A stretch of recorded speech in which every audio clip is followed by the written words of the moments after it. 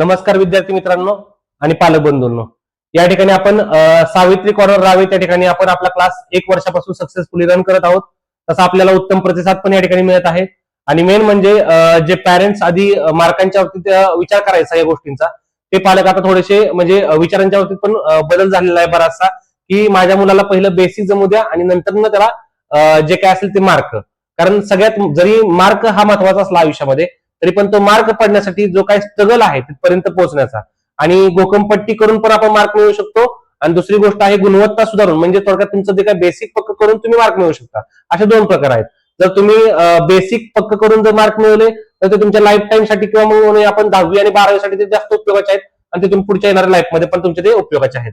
त्यानंतर ना तुम्ही जर गोकमपट्टी करून जर स्टडी केला तर त्याचा प्रॉब्लेम तुम्हाला असा होऊ शकतो की तुम्ही 9वी पर्यंत व्यवस्थितरित्या करू शकता, म्हणजे जेणेकरून जे काही पाठ केलेले आन्सर आहेत ते तुम्ही त्या ठिकाणी लिहू शकता. पण तुम्ही 10वीत गेल्यानंतर तुमचा जो गुणवत्ता आहे तुमची ती आपोआप तुमची कमी होते. का? कारण जे क्वेश्चन असतात ते ऍक्टिव्हिटी बेस्ड असतात किंवा म्हणून आपण कॉम्पिटन्सी बेस्ड असतात. तसे क्वेश्चन आपल्याला सॉल्व्ह करणं पॉसिबल नसतं किंवा जमतच नाही आपल्या मुलांना. का? आता त्यांचं बेसिक पूर्णपणे कच्चं राहिलेलं आहे. तुम्ही जर पाहिला आता ह्या वर्षीचा 2026 चा पेपर पाहिला 10वी सीबीएसईचा आणि 12th स्टँडर्ड फिजिक्सचा, तर ह्यामध्ये तुम्हाला जर पाहिलं तुमचा जो काही बेसिक पॅटर्न होता, त्या बेसिक पॅटर्नच्या बेसिसवरच पूर्ण काही जे काही क्वेश्चन दिलेले होते, पण मुलांना पेपर तो लेंदी वाटला.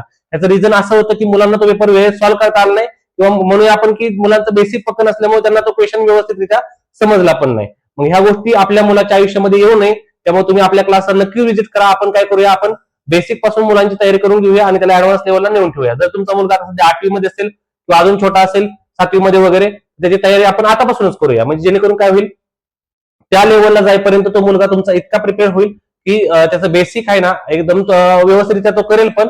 आणि ज्यामध्ये तो ज्यावेळेस तो पेपरमध्ये जाईल आणि पेपर देईल त्यावेळेस त्याला ते मार्कांचं पण टेन्शन राहणार नाही, किंवा म्हणून आपण मार्क पण त्याला एकदम चांगल्या रीतीने मिळतील.